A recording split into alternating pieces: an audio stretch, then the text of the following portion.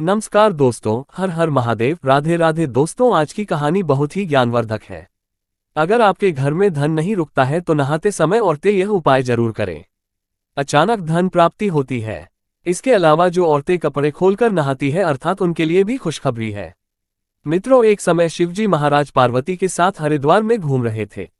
पार्वती जी ने देखा कि समस्त मनुष्य गंगा में नहा नहाकर हर हर गंगे कहते चले जा रहे हैं। अगर आप ये कहानी सुन रहे हैं तो पूरा सुनिएगा, क्योंकि आधा अधूरा ज्ञान सही नहीं होता। इसके अलावा हे माँ लक्ष्मी, जो भी भक्त हमारी इस वीडियो को लाइक करें और चैनल को सब्सक्राइब करें, उनके घर में धन की कभी कोई कमी न रहे, उनका घर हमेशा धन से भरा रहे। दोस्तों, भगवान के नाम पर कंजूसी न करें। सबसे पहले अपनी पूरी सच्ची श्रद्धा से कमेंट में हर हर महादेव, ओम नमः शिवाय, राधे राधे जरूर लिखें। दोस्तों, जब पार्वती जी ने देखा कि समस्त मनुष्य गंगा में नहा नहाकर हर हर गंगे कहते चले जा रहे हैं, परंतु सभी दुखी और परेशान हैं, तब पार्वती जी ने बड़े आश्चर्य से शिवजी से पूछा कि हे महादेव, गंगा में इतनी बार स्नान करने पर भी इनके पाप और दुखों का नाश क्यों नहीं हुआ? क्या गंगा में सत्यता नहीं रही? शिवजी ने कहा, प्रिय, गंगा में तो वही सामर्थ्य है, परंतु इन लोगों ने पापनाशिनी गंगा में स्नान ही नहीं किया है, तब इन्हें लाभ कैसे हो? पार्वती जी ने आश्चर्य से कहा कि स्नान कैसे नहीं किया? सभी तो नहाकर जा रहे हैं, अभी तक इनके शरीर भी नहीं सूखे हैं। शिवजी ने कहा, ये केवल जल में डुबकी लगाकर आ रहे हैं, तुम्हें कल इसका रहस्य समझाऊंगा। दूसरे दिन बड़े जोर की बरसात होने लगी। गलियां कीचड़ से भर गई।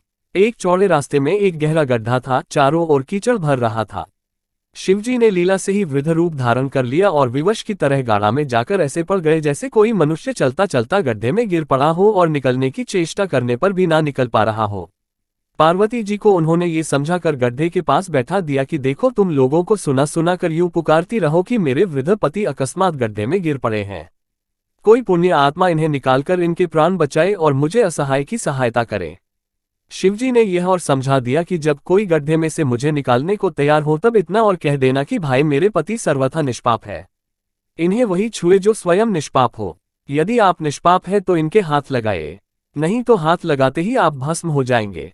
पार्वती जी तथास्तु कहकर गड्ढे के किनारे बैठ गई और आने जाने वालों को सुना सुनाकर शिवजी की सिखाई हुई बात कहने लगी। गंगा में नहाकर लोगों के दल के दल आ रहे हैं। सुंदर युवती को यूं बैठी देखकर कईयों के मन में पाप आया, कईयों को कुछ धर्म का भय हुआ, कई कानून से डरे। कुछ लोगों ने तो पार्वती जी को ये भी सुना दिया कि मरने दे बुढ़े को, क्यों उसके लिए रोती है। और कुछ दयालु चरित्रवान पुरुष थे, उन्होंने करुणावश उस युवती के पति को निकालना चाहा, परंतु पार्वती के वचन सुनकर वे भी रुक गए। उन्होंने सोचा कि हम गंगा में नहाकर आए हैं तो क्या हुआ, पापी तो है ही, कहीं सहायता करते समय हम भस्म ना हो जाए। इस स्त्री के कथन के अनुसार हम स्वयं भस्म ना हो जाए, किसी का साहस नहीं हुआ। सैकड़ों आए, सैकड़ों ने पूछा और चले गए। संध्या हो चली। शिवजी ने कहा, पार्वती, देखा आया कोई सच्चे हृदय से गंगा में नहाने वाला। थोड़ी देर बाद एक नौजवान हाथ में लौटा लिए हर हर गंगे करता हुआ निकला। पार्वती ने उसे भी वही बात कही। युवक का हृदय करुणा से भर आया, उसने शिवजी को निकालने की तैयारी की। पार्वती ने रोककर कहा कि भाई, यदि तुम सर्वथा निष्पाप नहीं होंगे तो मेरे पति को छूते ही भस्म हो जाओगे। उसने उसी समय बिना किसी संकोच के दृढ़ निश्चय के साथ पार्वती से कहा कि माता, मेरे निष्पाप होने में तुझे संदेह क्यों होता है? देखती ही नहीं, मैं अभी गंगा नहाकर आया हूं। भला गंगा में गोता लगाने के बाद भी कभी पाप रहते हैं? अभी तुम्हारे पति को निकालता हूं। युवक ने लपककर बूढ़े को ऊपर उठा लिया। शिव पार्वती ने उसे अधिकारी समझकर अपना असली स्वरूप प्रकट कर उसे दर्शन देकर कृतार्थ किया। शिवजी ने पार्वती से कहा कि इतने लोगों में से इस एक ने ही गंगा स्नान किया है। इसी दृष्टांत के अनुसार जो लोग बिना श्रद्धा और विश्वास के केवल दिखावे के लिए गंगा स्नान करते हैं, उन्हें वास्तविक फल नहीं मिलता। परंतु इसका यह मतलब नहीं कि गंगा स्नान व्यर्थ जाता है। गंगा स्नान का बहुत पुण्य भी है। इसके बाद शिवजी ने पार्वती जी से कहा, अब मैं आपको 12 बातें बताता हूं। जो भी मनुष्य इन 12 बातों को नहाते समय ध्यान में रखता है, वह कभी भी दुखी नहीं रहता है। उसके घर में मां लक्ष्मी का वास हो जाता है। उसके घर में अपार धन आता है। घर में कभी भी लड़ाई झगड़ा नहीं होते हैं। उसका पूरा परिवार हंसी खुशी जीवन व्यतीत करता है। तब माता पार्वती ने कहा, हे भगवान, आप हमें यह 12 बातें बता दीजिए। इसके बाद भगवान शिव उन बातों को बताना शुरू कर देते हैं और माता पार्वती बहुत ध्यान से सुनने लगती है। दोस्तों, यह 12 बातें आप लोग भी बिल्कुल ध्यान से सुनना। इसके बाद भगवान शिव कहते हैं, प्रिय, यह 12 बातें बताने के बाद मैं आपको एक बात और बताऊंगा जो उन औरतों के लिए जो औरतें कपड़े खोलकर स्नान करती है उनके लिए यह बात बहुत ही महत्वपूर्ण है, तो पार्वती जी इस बात को आप बहुत ही ध्यान से सुनना। तभी शिव जी अपनी वाणी को शुरू कर और बताने लगते हैं। दोस्तों, शिव जी कहते हैं, स्नान करने से शरीर निरोगी रहता है और मन प्रसन्न रहता है। नहाने से चेहरे की क्रांति और शारीरिक आकर्षण में भी बढ़ोतरी होती है। अगर इस नित्य कर्म के दौरान कुछ बातों का ध्यान रखा जाए तो आध्यात्मिक से भी ज्यादा लाभ पाया जा सकता है। नहाने के क्रम में जिन बातों का ख्याल जरूरी रखा जाना चाहिए, अब उन बातों के बारे में बताने जा रहा हूं। प्रिय, आप इन बातों को बिल्कुल ध्यान से सुनना। नंबर 1, स्नान करने के बाद लोग शुद्ध होकर पूजा पाठ आदि सारे काम करने के योग्य बनते हैं, इसलिए सुबह को ही स्नान कर लेना चाहिए। नंबर 2, शास्त्रों में कहा गया है कि स्नान करने से इन 8 गुणों की प्राप्ति होती है: रूप, तेज, बल, पवित्रता, आयु, आरोग्य, तप और मेधा। नंबर 3, लक्ष्मी, धन, पुष्टि व आरोग्य और स्वास्थ्य चाहने वालों को हर मौसम में और हर दिन स्नान करना चाहिए। नंबर 4, शास्त्रों में कहा गया है कि सुबह स्नान करने से पाप का नाश होता है और पुण्य मिलता है। ऐसा कहा गया है कि सुबह नहाने वालों के पास नकारात्मक शक्तियां नहीं भटकती, इसीलिए सुबह स्नान करना ही उचित है। नंबर 5, बीमारी की हालत में सिर के नीचे से ही स्नान करना चाहिए। गीले कपड़े से शरीर को पोंछ लेना एक तरह का स्नान ही कहा गया है। नंबर 6, सुबह की लालिमा छाने से पहले ही स्नान लेना श्रेष्ठ माना गया है। नंबर 7, तेल लगाकर और देह को मलमल कर नदी में नहाना मना है। इसकी जगह नदी से बाहर निकलकर तट पर ही शरीर साफ करके तब नदी में डुबकी लगाना उचित है। नंबर 8, जिन घाटों पर कपड़े धोए जाते हैं वहां का जल अपवित्र माना गया है, इसलिए वहां से कुछ दूर हटकर ही नहाना चाहिए।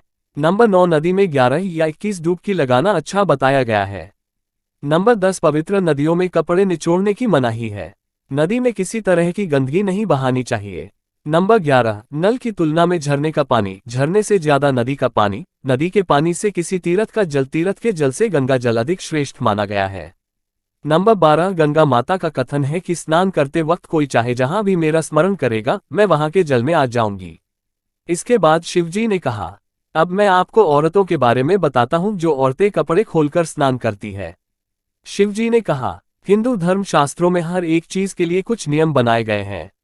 इन नियमों में से एक है स्नान को लेकर की गई बातें। ऐसा माना जाता है कि आम व्यक्ति को शास्त्रों के नियमों का पालन जरूर करना चाहिए, जिससे घर की सुख समृद्धि बनी रहती है और खुशहाली आती है। साथ में अपार धन बरसता है, माता लक्ष्मी प्रसन्न होती है। दरअसल हमारे शास्त्रों में ऐसी कई बातें लिखी गई है जिनका हम पालन सदियों से करते चले आ रहे हैं, लेकिन उसके कारणों के बारे में अभी भी पूरी जानकारी नहीं है। ऐसे ही नियमों में से एक है निर्वस्त्र स्नान करना। आपने अक्सर घर के बड़ों को ऐसा कहते सुना होगा कि कभी भी स्नान बिना कपड़ों के यानी निर्वस्त्र नहीं करना चाहिए। अगर हम पौराणिक कथाओं की बात करें तो निर्वस्त्र स्नान की मनाही का एक सबसे बड़ा कारण कृष्ण जी के समय से जुड़ा है। पौराणिक कथाओं के अनुसार एक बार जब गोपिकाएं सरोवर में स्नान कर रही थी और वह निर्वस्त्र थी, उस समय बाल कृष्ण ने गोपियों के सभी वस्त्र छिपा दिए। उस समय जब कृष्ण जी ने उनके वस्त्र छिपा लिए और गोपियों ने अपने वस्त्र वापस लेने की प्रार्थना की, तब कृष्ण जी ने उन्हें समझाया कि कहीं भी बिना वस्त्र धारण किए स्नान नहीं करना चाहिए। इससे जल के देवता वरुण का अपमान होता है, इसलिए आपको निर्वस्त्र स्नान न करने की सलाह दी जाती है। अगर आप नहाते समय ये सोचते हैं कि बंद कमरे में कोई आपको नहीं देख रहा है तो ऐसा गलत है, क्योंकि ईश्वर आपको हर स्थान पर देखते हैं। यदि आप निर्वस्त्र होकर स्नान कर रहे हैं तो यह मुख्य रूप से जल के देवता वरुण का अपमान करने जैसा होता है।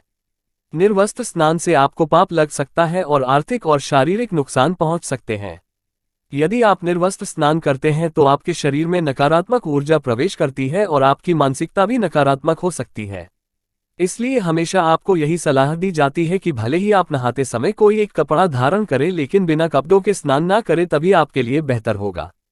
निर्वस्त्र स्नान से शरीर की सकारात्मक ऊर्जा शरीर से बाहर निकल सकती है और इसका प्रभाव आपके शरीर के साथ मन मस्तिष्क में भी होता है। गरुड़ पुराण के अनुसार जब आप स्नान करते हैं तब आपके पितृ यानी मृत पूर्वज आपके आसपास मौजूद होते हैं। यदि आप निर्वस्त्र स्नान करते हैं तो आपको पितृ दोष लग सकता है। ऐसे स्नान करने से आपके पितरों को तृप्ति नहीं मिलती है और ये घर में पितृ दोष का कारण बन सकता है और ये वस्त्रों से गिरने वाले जल को ग्रहण करते हैं, जिनसे उनकी तृप्ति होती है। निर्वस्त्र स्नान करने से पितर नाराज होते हैं, जिनसे व्यक्ति का तेजबल, धन और सुख नष्ट होता है। इसलिए कभी भी निर्वस्त्र होकर स्नान नहीं करना चाहिए।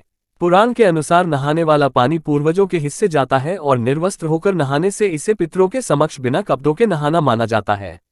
शास्त्रों में ऐसी मान्यता है कि यदि कोई निर्वस्त्र स्नान करता है तो माता लक्ष्मी उससे रूठ सकती है। इससे आपकी कुंडली में धन हानि के योग बन सकते हैं और आपकी आर्थिक स्थिति खराब हो सकती है। इन्हीं कारणों से आपको निर्वस्त्र स्नान न करने की सलाह दी जाती है और शास्त्रों में भी इस बात की मनाही है। दोस्तों, हमारा ये चैनल प्राचीन आस्थाओं पर आधारित है। अगर आप भी इन आस्थाओं में विश्वास रखते हैं तो इस चैनल को अभी सब्सक्राइब करें, जिससे आपको हमारी आने वाली समस्त जानकारी आपको प्राप्त हो सके, और वीडियो को लाइक करें, शेयर करें और हर हर महादेव लिखना ना भूलें। धन्यवाद।